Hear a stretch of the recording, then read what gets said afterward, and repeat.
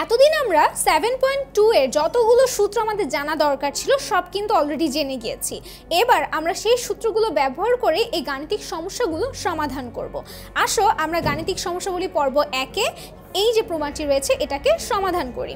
প্রমাণ করতে বলা হয়েছে cos A into sine B minus C, অর্থাৎ এই যে একটা যৌগিক কোণ এটার সাইন অনুপাত, তাই না, plus cos B into sine C minus A plus cos C into sine A minus B is equal to 0 হয়। আচ্ছা, এটা কিভাবে আমি করতে পারি?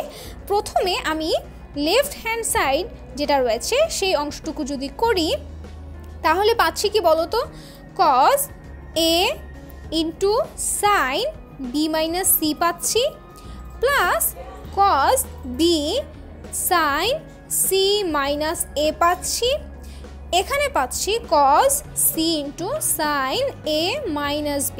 আচ্ছা, এখন আমি এটা কি করব? আমি এখন নর্মালি সূত্র ব্যবহার করব।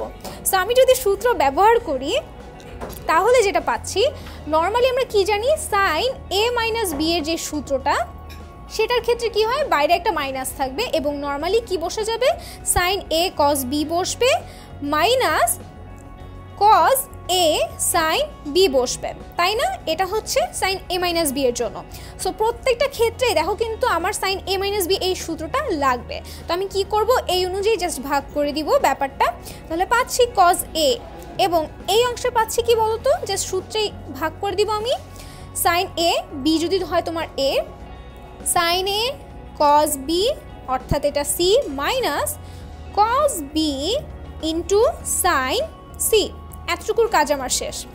প্লাস পাচ্ছি, এবার আসো এতটুকুর জন্য, এখানে কি cos B থাকছে আমার ইন্টু ভিতরে থাকবে সাইন C, একবার এটা হবে cos এর ক্ষেত্রে হয়ে যাবে A মাইনাস এবং এখানে থাকবে cos C into sine A plus সর্বশেষ যেই টার্মটা থাকছে সেটা হচ্ছে cos C, লিখতে পারছি সাইন A ইন্টু cos B minus cos A into sine B।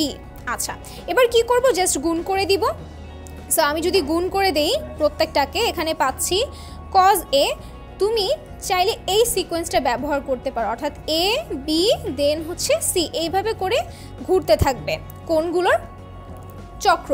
আচ্ছা, তো এখানে কি পাচ্ছি, cos A sine B cos C, এটা গেল একটা অংশ, মাইনাস এবার এটার সাথে এটা যদি গুণ করো cos A cos B into sine C, এতটুকু শেষ।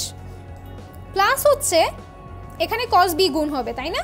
সো আমি যেহেতু এই সিকোয়েন্সটা মেনটেন করছি, সো আমি এখানে কি লিখব, cos A ইন্টু cos B এবং আমার কি থাকছে সাইন C মাইনাস এই অংশে থাকছে sine A cos B into cos C plus এই অংশে থাকছে sine A cos B into cos C minus cos A into sine B into cos C।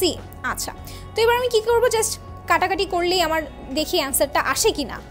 খেয়াল করো এখানে কি রয়েছে, cos A sin B cos C, দেখি এটা কোথাও আছে কিনা। হ্যাঁ, এই যে এখানে রয়েছে cos A sin B cos C, তো এখানে প্লাস এখানে মাইনাস, তো এটা কাটাকাটি চলে যাচ্ছে। এবার আসো এটার ক্ষেত্রে cos A sin B sin C, এটা কোথায় আছে, এইখানে রয়েছে, এটা প্লাস এটা মাইনাস, তো এটাও কাটাকাটি চলে যাচ্ছে। এবার দেখি এটাতে কি হয়, এটাতে রয়েছে sin A cos B cos C, এটা মাইনাস এবং এটা হচ্ছে প্লাস, সো আলটিমেটলি এটাও কাটাকাটি চলে যাচ্ছে। সো আমার সর্বশেষে কি থাকছে, আসলে আমার সর্বশেষে একটা শূন্য থাকছে, এটাই কি আসলে আমার রাইট হ্যান্ড সাইড। আমি কি এটা প্রমাণ করে দেখিয়েছি? সো আমি এখানে লিখে দিব প্রুভড। সো এইভাবে করে আমরা এই সূত্রগুলো ব্যবহার করে গাণিতিক সমস্যার সমাধান করতে পারি।